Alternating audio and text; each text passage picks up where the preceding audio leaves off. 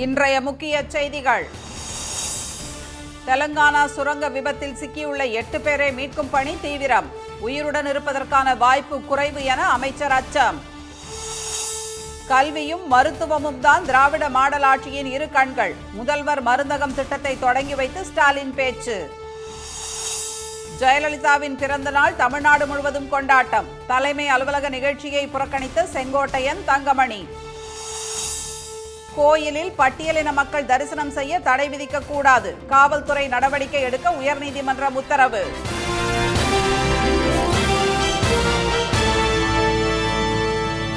வணக்கம். வணக்கம். தெலங்கானாவில் சுரங்க விபத்தில் சிக்கியுள்ள 8 பேரும் உயிருடன் இருப்பதற்கான வாய்ப்பு மிகவும் குறைவு என்று அம்மாநில அமைச்சர் தெரிவித்துள்ளார். ஸ்ரீசைலம் இடது கால்வாய் திட்டத்தின் ஒரு பகுதியாக நாகர் கர்னூல் மாவட்டத்தில் 44 கிலோமீட்டர் நீளத்திற்கு சுரங்கம் அமைக்கப்பட்டு வருகிறது. சுரங்கத்தின் டோமலபெண்டா பகுதியில் நீர்க்கசிவு ஏற்பட்டதால் அதை சரி செய்யும் பணியில் 40 ஊழியர்கள் ஈடுபட்டிருந்தனர். அப்போது நேற்று முன்தினம் திடீர் மண்சரிவு ஏற்பட்டு சுரங்கம் மூடத் தொடங்கியது. ஆபத்தை உணர்ந்த 32 பேர் தப்பியோடிய நிலையில் 8 பேர் மட்டும் சுரங்கத்தின் உள்ளே சிக்கிக் கொண்டனர்.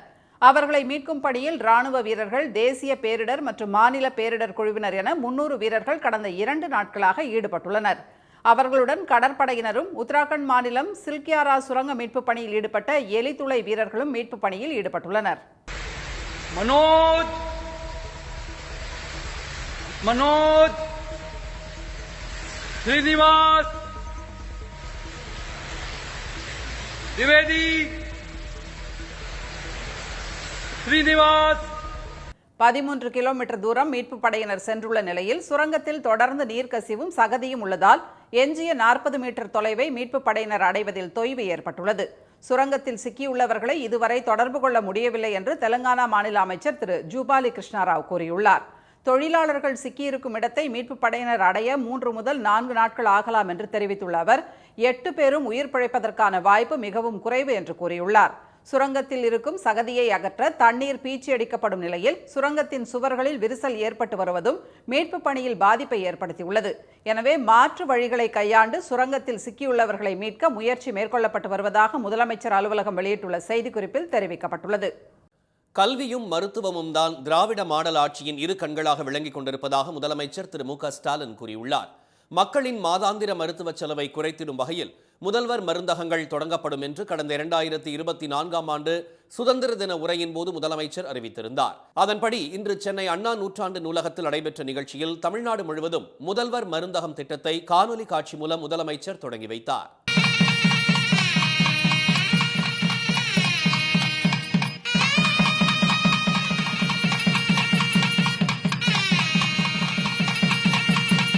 தொடக்க விழாவில் பேசிய திரு ஸ்டாலின், மத்திய அரசு தொடர்ந்து நிதி நெருக்கடி கொடுத்தாலும் மகளிர் உரிமை தொகை, விடியல் பயணம், புதுமை பெண், தமிழ் புதல்வன், காலை உணவு திட்டம் போன்ற முன்னோடியான பல திட்டங்களை செயல்படுத்தி வருவதாக தெரிவித்தார். கல்வியும் மருத்துவமும் தான் திராவிட மாடல் ஆட்சியின் இரு கண்களாக விளங்கிக் கொண்டிருப்பதாகவும் முதல்வர் மருந்தகங்கள் இன்று செயல்பாட்டுக்கு வந்திருப்பது மிகுந்த மகிழ்ச்சி அளிப்பதாகவும் குறிப்பிட்டார்.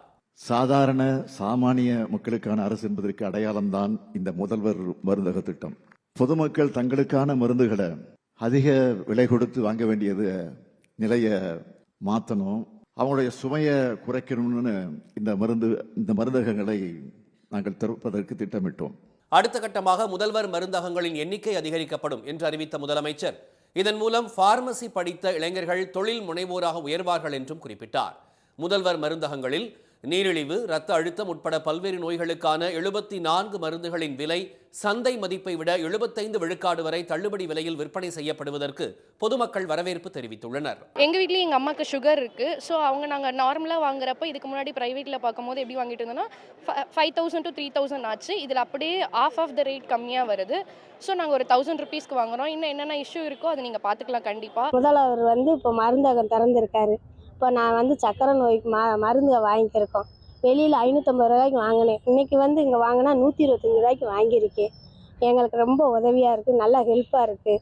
மருந்து மாத்திரைகளுக்காக மாதந்தோறும் 3000 முதல் 4000 ரூபாய் வரை செலவிடுபவர்கள் முதல்வர் மருந்தகங்களில் அவற்றை 1000 ரூபாயிலேயே வாங்க முடியும் என்பது குறிப்பிடத்தக்கது. சென்னையில் உள்ள அதிமுக தலைமை அலுவலகத்தில் இன்று நடைபெற்ற ஜெயலலிதாவின் பிறந்தநாள் நிகழ்ச்சியை அக்கட்சியின் அமைப்பு செயலாளர்கள் திரு செங்கோட்டையன், திரு தங்கமணி உள்ளிட்டோர் புறக்கணித்தது பரபரப்பை ஏற்படுத்தியுள்ளது. முன்னாள் முதலமைச்சர் ஜெயலலிதாவின் 77வது பிறந்த நாள் தமிழ்நாடு முழுவதும் அதிமுகவினரால் இன்று கொண்டாடப்பட்டு வருகிறது. சென்னை ராயப்பேட்டையில் உள்ள அதிமுக தலைமை அலுவலக வளாகத்தில் உள்ள எம்ஜிஆர் மற்றும் ஜெயலலிதா ஆகியோரின் சிலைகளுக்கு எடப்பாடி திரு பழனிசாமி மாலை அணிவித்து மலர் தூவி மரியாதை செய்தார். பின்னர் 77 கிலோ எடை கொண்ட பிரம்மாண்டமான கேக்கை வெட்டி நிர்வாகிகளுக்கு அவர் வழங்கினார். தலைமை அலுவலகத்தில் நடைபெறும் இந்த நிகழ்ச்சியில் கட்சியின் முக்கிய நிர்வாகிகள் அனைவரும் கலந்து கொள்வது வழக்கம். கடந்த ஆண்டு இந்நிகழ்ச்சியில் கலந்து கொண்ட முன்னாள் அமைச்சர்கள் திரு செங்கோட்டையன், திரு தங்கமணி உள்ளிட்டோர் இன்று நடைபெற்ற நிகழ்ச்சியில் பங்கேற்கவில்லை. ஆனால் ஈரோடு மாவட்டம் கோபிச்செட்டிப்பாளையத்தில் உள்ள அதிமுக அலுவலகத்தில் ஜெயலலிதாவின் உருவப்படத்திற்கு திரு செங்கோட்டையன் மாலை அணிவித்து மரியாதை செலுத்தினார். அப்போது ஆடு ஓநாய் ஒன்றுபட்டு இருக்க முடியாது என எடப்பாடி திரு பழனிசாமி கூறியது குறித்த கேள்விக்கு பதிலளிக்க அவர் மறுத்துவிட்டார். இதற்கிடையே நாமக்கல் மாவட்டம் ஆலம்பாளையம் பகுதியில் திரு செங்கோட்டையனும் திரு தங்கமணியும் சந்தித்ததாக தகவல்கள் வெளியாகின. ஆனால் பள்ளிப்பாளையத்தில் நடைபெற்ற ஜெயலலிதா பிறந்தநாள் விழாவில் கலந்து கொண்ட திரு தங்கமணி தம்மை யாரும் இன்று சந்திக்கவில்லை என்று கூறினார். மேலும் தமது உறவினரின் நிச்சயதார்த்த விழாவில் பங்கேற்க உள்ளதால் சென்னை நிகழ்ச்சியில் கலந்து கொள்ள முடியாது என எடப்பாடி திரு பழனிசாமியிடம் தகவல் தெரிவித்து விட்டதாக அவர் குறிப்பிட்டார். இதற்கிடையே சென்னை காமராஜர் சாலையில் உள்ள ஜெயலலிதாவின் சிலைக்கு மரியாதை செலுத்திய பின் செய்தியாளர்களிடம் பேசிய முன்னாள் முதலமைச்சர் திரு பன்னீர்செல்வம் அதிமுகவின் தொடர் தோல்விக்கு ஒற்றை தலைமையே காரணம் என குற்றம் சாட்டினார். அரசியல் சூது, சூழ்ச்சி, வஞ்சனை, நம்பிக்கை துரோகம் இவைகளெல்லாம் யாரால் அரசியல் அரங்கேற்றப்பட்டது என்பதையும் அதற்கு பின்னாலே 11 தேர்தல்களிலும் தோல்வியைத்தான் சந்தித்தது என்பதையும் இவை எல்லாவற்றிற்கும் காரணம் ஒற்றை தலைமைதான் வேண்டுமென்று அடம்பிடித்து அதை ஏற்றுக்கொண்டவர்கள்தான் பதில் சொல்ல வேண்டும். எடப்பாடி திரு பழனிசாமியின் பெயரை உச்சரிப்பதை தவிர்த்து வரும் திரு செங்கோட்டையன் ஜெயலலிதாவின் பிறந்தநாள் விளம்பரங்களிலும் எடப்பாடி திரு பழனிசாமியின் பெயரை தவிர்த்திருப்பது அதிமுகவில் பேசு பொருளாகியுள்ளது. பட்டியலின மக்கள் தரிசனம் செய்ய தடை விதிக்கக்கூடாது என சென்னை உயர்நீதிமன்றம் உத்தரவிட்டுள்ளது. ஆண்டார் கொட்டாரம் கிராமத்தில் சுமார் 200 ஆண்டுகள் பழமையான கடவுகாத்த ஐயனார் கோயில் உள்ளது. இங்கு 6 கிராமங்களைச் சேர்ந்த பொதுமக்கள் வழிபட்டு வரும் நிலையில் பட்டியலின மக்களை மட்டும் கோயிலுக்குள் செல்ல அனுமதிப்பது இல்லை என்றும் அவர்களை தரிசனம் செய்ய அனுமதிக்குமாறு உத்தரவிடக் கோரி அதே ஊரைச் சேர்ந்த வழக்கறிஞர் திரு விவேகா சுரேஷ் என்பவர் உயர்நீதிமன்ற மதுரை கிளையில் வழக்கு தொடர்ந்தார். இந்த மனு நீதிபதி திரு தனபால் முன்னிலையில் இன்று விசாரணைக்கு வந்தது. அப்போது அரசு தரப்பில் ஆஜரான வழக்கறிஞர் கோயிலில் சாமி தரிசனம் செய்ய விரும்பும் யாரையும் தடுப்பது இல்லை என்று தெரிவித்தார். ஆனால் மனுதாரர் தரப்பில் பட்டியலின மக்கள் தடுக்கப்படுவதாக எடுத்துரைக்கப்பட்டது. இதையடுத்து ஐயனார் கோயிலில் பட்டியலின மக்கள் தரிசனம் செய்ய எந்தவித தடையும் விதிக்கக்கூடாது என்றும் அவ்வாறு தடுக்கப்பட்டால் உரிய பாதுகாப்புடன் அவர்கள் தரிசனம் செய்ய போலீசார் நடவடிக்கை எடுக்க வேண்டும் என்றும் நீதிபதி உத்தரவிட்டார். ஹிந்தி திணிப்புக்கு எதிராக போராட்டத்தில் ஈடுபட்ட திமுகவினர் ரயில் நிலையங்களில் உள்ள பெயர் பலகைகளில் எழுதப்பட்டிருந்த ஹிந்தி எழுத்துக்களை கருப்பு மையால் அழித்து எதிர்ப்பை பதிவு செய்தனர்.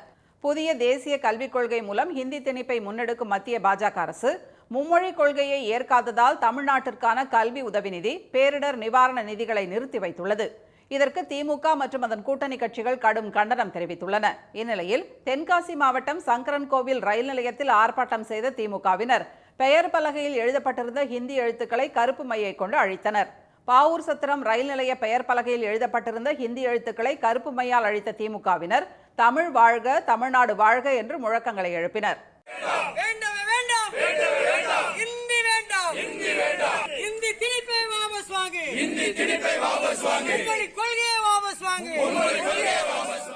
சென்னை ஆலந்தூர் தபால் நிலையம் மற்றும் பரங்கிமலை BSNL அலுவலகம் ஆகியவற்றின் பெயர் பலகைகளில் எழுதப்பட்டிருந்த ஹிந்தி வார்த்தைகளை திமுகவினர் அழித்தனர். திருத்தணி ரயில் நிலையத்தில் திரண்ட திமுகவினர் பெயர் பலகையில் இடம்பெற்றிருந்த தமிழ் மற்றும் ஆங்கில எழுத்துக்களை விட்டுவிட்டு ஹிந்தி எழுத்துக்களை கருப்பு மையை பூசி அழித்தனர்.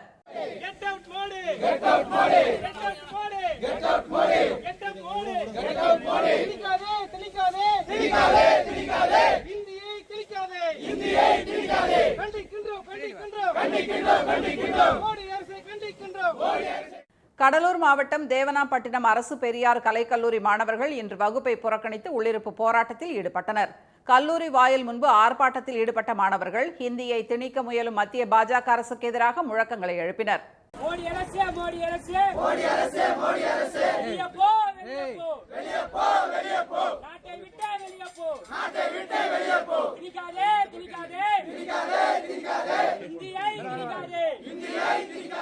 ஆண்டிப்பட்டியில் ஆர்ப்பாட்டம் செய்த திமுகவினர் கெட் அவுட் மோடி என்ற முழக்கங்களை எழுப்பியதுடன் மும்மொழி கொள்கையை ஒருபோதும் ஏற்க மாட்டோம் என்றனர். தமிழ்நாட்டு மக்களை மற்றொரு மொழிப்போருக்கு மத்திய பாஜக அரசு தள்ள வேண்டாம் என்று அவர்கள் கேட்டுக்கொண்டனர். விழுப்புரம், திருவெண்ணைநல்லூர், திருக்கோவிலூர் ஆகிய பகுதிகளில் பேரணியாக சென்ற திமுகவினர் ஹிந்தி எதிர்ப்பு குறித்த துண்டு பிரசுரங்களை மக்களுக்கு வழங்கினர். அமெரிக்காவின் சான் பிரான்சிஸ்கோவில் மத்திய அரசின் ஹிந்தி திணிப்பை எதிர்த்து தமிழர்கள் போராட்டத்தில் ஈடுபட்டனர். அப்போது ஹிந்தியை திணிக்காதே, தமிழர் கல்வியை பறிக்காதே என அவர்கள் முழக்கங்கள் எழுப்பினர்.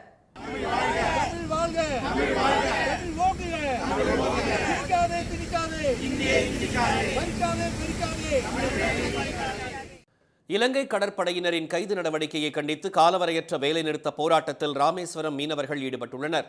ராமேஸ்வரத்திலிருந்து நேற்று கடலுக்குள் சென்ற மீனவர்கள் 32 பேரையும் 5 விசை படகுகளையும் இலங்கை கடற்படையினர் சிறைபிடித்து சென்றனர். நீதிமன்றத்தில் ஆஜர்படுத்தப்பட்ட மீனவர்கள் வவுனியா சிறையில் அடைக்கப்பட்டனர். இலங்கை கடற்படையினரின் அடாவடியை கண்டித்து ராமேஸ்வரம் மீனவர்கள் இன்று முதல் காலவரையற்ற வேலை நிறுத்தத்தில் ஈடுபட்டுள்ளனர். இதனால் 700க்கும் மேற்பட்ட விசை படகுகள் கரையில் நிறுத்தப்பட்டுள்ளன. தமிழக மீனவர்களின் வாழ்வாதாரத்தை பாதிக்கும் செயல்களில் இலங்கை கடற்படை தொடர்ந்து ஈடுபடுவதாக ராமேஸ்வரம் மீனவர்கள் தெரிவித்தனர். தமிழ்நாட்டு மீனவர்களின் கைது மற்றும் அவர்கள் மீதான தாக்குதலை மத்திய பாஜக அரசு வேடிக்கை பார்ப்பதாக அவர்கள் குற்றம் சாட்டினர். தமிழக அரசு மத்திய அரசுக்கு கடிதம் எழுதுறாங்க, வெளியுறவுத்துறை அமைச்சரை எம்பிக்கள் சந்திக்கிறாங்க, எந்த பயனும் இருக்க மாட்டேங்குது. நாங்கள் இது சம்பந்தமாக இன்றைக்கு காலவரையற்ற வேலை நிறுத்தம் ஆரம்பிச்சிருக்கோம். இன்றைக்கி மற்ற மாவட்ட மீனவர்களை ஒன்றிணைத்து மிகப்பெரிய அளவில் போராட்டம் நடத்துறதுக்கு இன்னும் ஓரிரு நாள் போராட்டம் நடத்துகிறதா முடிவு செஞ்சுருக்கோம். உடனே மத்திய அரசு இந்த பாராமுகம் பார்க்காத அளவுக்கு எங்கள் மீனவர்களையும் படகுகளையும் விடுவிக்கணும். இந்த ஆண்டு மட்டும் 119 மீனவர்களையும் 16 விசை படகுகளையும் இலங்கை கடற்படை சிறைபிடித்து சென்றுள்ளதாக மீனவர்கள் கூறினர். வெளிநாட்டு விவகாரங்களுக்கெல்லாம் ஆலோசனை சொல்லும் பிரதமர் திரு மோடி தமிழ்நாட்டு மீனவர்கள் மீதான தாக்குதலை கண்டும் காணாததும் போல உள்ளதாக அவர்கள் விமர்சனம் செய்தனர். மீனவர்களின் வேலை நிறுத்தத்தால் நாள் ஒன்றுக்கு அரசுக்கு 1 கோடி ரூபாய்க்கு மேல் வருவாய் இழப்பு ஏற்படுவதாக மீனவ சங்க நிர்வாகிகள் தெரிவித்தனர். இனி வருவது செய்தி துளிகள். உலகின் வேகமாக வளரும் நாடுகளில் இந்தியா முதலிடத்தில் உள்ளதாக பிரதமர் திரு மோடி தெரிவித்துள்ளார். மத்திய பிரதேச மாநிலம் போபாலில் நடந்து வரும் உலக முதலீட்டாளர்கள் மாநாட்டில் பேசிய அவர், முதலீட்டாளர்களின் விருப்பமான வணிக இடமாக மத்திய பிரதேசம் மாறியுள்ளதாக கூறினார்.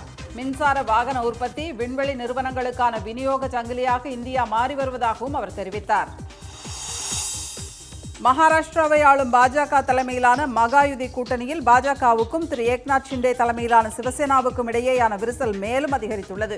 திரு ஷிண்டே தலைமையிலான கடந்த ஆட்சியில் கொண்டுவரப்பட்ட விவசாய பொருட்களுக்கான குறைந்தபட்ச ஆதார விலை திட்டத்தில் முறைகேடுகள் நடப்பதாக கூறி அதற்கான நிதியை முதலமைச்சர் திரு பட்னாவிஸ் நிறுத்தியதால் அதிருப்தி அதிகரித்துள்ளது.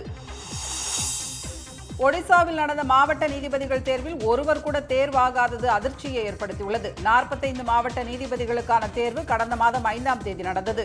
366 வழக்கறிஞர்கள் பங்கேற்ற இந்த தேர்வில் ஒருவர் கூட வெற்றி பெறவில்லை என்று ஒடிஷா உயர்நீதிமன்றம் அறிவித்துள்ளது. இலங்கை வவுனியா பகுதியிலிருந்து தமிழ்நாட்டுக்கு வர முயற்சித்த ஒரே குடும்பத்தைச் சேர்ந்த 4 இலங்கை தமிழர்களை இந்திய கடலோர காவல் படையினர் மீட்டுள்ளனர். அகதிகளாக தனுஷ்கோடி அரிச்சல் முனை 3ஆம் மணல் திட்டையில் வந்து இறங்கியவர்களை இந்திய கடலோர காவல் படை மீட்டு மண்டபம் முகாமில் வைத்து விசாரணை நடத்தி வருகின்றனர். மகா கும்பமேளா தொடர்பாக தவறான உள்ளடக்கம் கொண்ட காணொலியை பகிர்ந்ததாக 140 சமூக ஊடக கணக்காளர்கள் மீது உத்தரப்பிரதேச மாநில காவல்துறையினர் வழக்கு பதிவு செய்துள்ளனர். கடந்த வாரம் திரிவேணி சங்கமத்தில் பெண் யாத்ரீகர்கள் நீராடும் ஆட்சேபனைக்குரிய காணொலிகள் சமூக ஊடகங்களில் பரவியது தொடர்பாக இந்த நடவடிக்கை எடுக்கப்பட்டுள்ளது.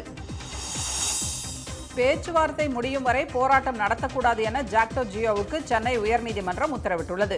சாலை மறியல் போராட்டத்தால் பொதுமக்கள், பள்ளி, கல்லூரி மாணவ மாணவிகள், நோயாளிகள் உள்பட வேலைநிறுத்தத்தில் பங்கேற்காத அனைத்து தரப்பினருக்கும் பாதிப்பு ஏற்படும் என தூத்துக்குடியைச் சேர்ந்த ராம்குமார் ஆதித்தன் என்பவர் தொடர்ந்த வழக்கில் நீதிபதிகள் திருமதி நிஷா பானு, திருமதி ஸ்ரீமதி ஆகியோர் இந்த உத்தரவை பிறப்பித்துள்ளனர். திருவாரூரில் சரக்கு ரயில் ஒன்று தடம் புரண்டது. காரைக்கால் திருவாரூர் மாவட்டம் பேரளம் இடையே புதிய ரயில் பாதை அமைக்கும் பணிகள் நடந்து வருகின்றன. இதற்காக ஜல்லிகளை ஏற்றுக்கொண்டு திருவாரூரிலிருந்து பேரளம் நோக்கி சென்ற சரக்கு ரயில் திடீரென தடம் புரண்டு கீழே இறங்கியது. இதனால் அகஸ்தியன் பள்ளியிலிருந்து திருவாரூருக்கு வர வேண்டிய ரயில் சேவை பாதிக்கப்பட்டது. கோவை வெள்ளியங்கிரி மலை அடிவாரத்தில் புகுந்த யானை ஒன்று கோயில் வளாகத்திலிருந்து தண்ணீர் கேனை தூக்கிச் செல்லும் வீடியோ வைரலாகி வருகிறது. வனப்பகுதியிலிருந்து வெளியேறிய அந்த யானை கோயில் உணவு கூடத்தில் புகுந்து பொருட்களை தேடியது.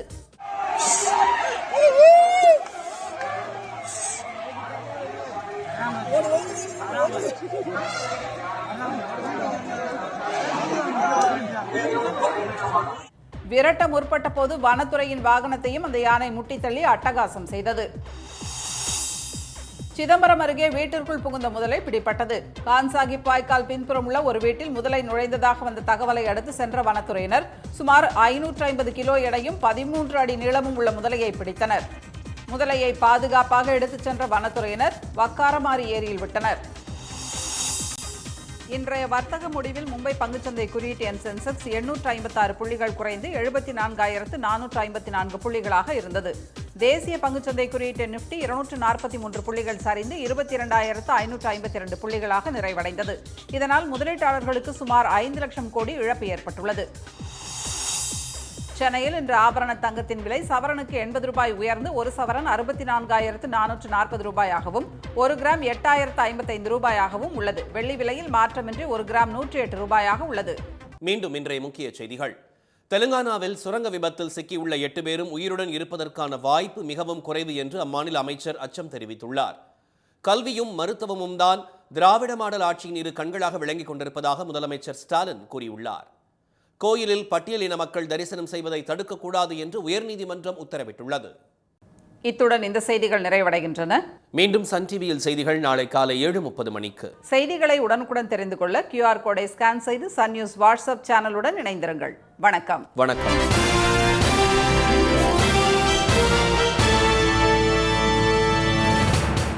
உடனுக்குடன் செய்திகளை தெரிந்து கொள்ள சன் நியூஸ் பெல் ஐகானை கிளிக் பண்ணுங்க.